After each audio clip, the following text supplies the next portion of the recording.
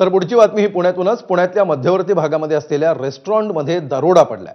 हातात कोयते घेऊन आलेल्या टोळक्यानं धमकावून काउंटरमधील रोकड लंपास केली आहे। नामांकित रेस्टॉरंटमध्ये पडलेल्या या दरोड्यामुळे एकच खळबळ उडाली आहे। काल रात्री 1:30 वाजताची ही घटना आहे।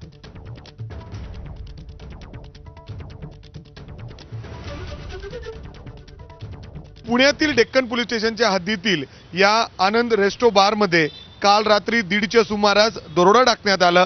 काही तरुण हातात धारदार शस्त्र घेऊन या हॉटेलमध्ये घुसले। जे कस्टमर्स या ठिकाणी बसलेले होते त्यांना कोयत्याचं धाक दाखवून एका बाजूला करण्यात आलं आणि त्याचबरोबर जे काउंटर होतं तिथे जे काही पैसे होते ते लुटून नेण्यात आलेले आहेत। काही कस्टमर्सला देखील या ठिकाणी धक्काबुक्की करण्यात आलेली होती। पोलिसांची टीम या ठिकाणी पाहणी करून गेलेली आहे, मात्र अद्याप यातल्या कुठल्याही आरोपीला अटक करण्यात आलेली नाही, ताब्यात घेण्यात आलेलं नाही। खरं तर पुण्यामध्ये नक्की चाललंय तरी काय असा प्रश्न या ठिकाणी निर्माण होतो। नक्की व्यापाऱ्यांनी देखील कसं करायचं, काय करायचं असा देखील प्रश्न त्यांच्या समोर आहे। हॉटेल चालवायचे कसे असा प्रश्न या ठिकाणी निर्माण होतो, कारण थेट हातात कोयते घेऊन दरोडा टाकला जातोय आणि तेही शहराच्या मध्यवर्ती भागात। आता मी जिथं उभा आहे ते पुणे शहरातील डेक्कन पोलीस स्टेशनच्या अंतर्गत येणारा हा सगळा परिसर आहे।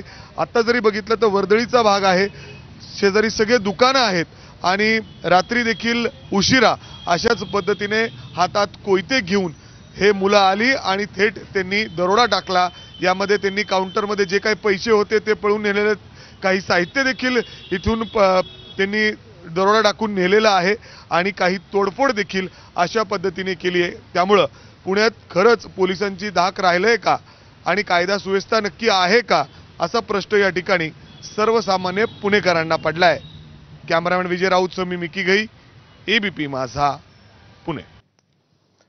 आणि यानंतर राजकीय वर्तुळातून एक मोठी बातमी येते। शिवसेना आणि मनसेमध्ये जागा वाटपाच्या प्राथमिक चर्चेला सुरुवात झाल्याची सूत्रांची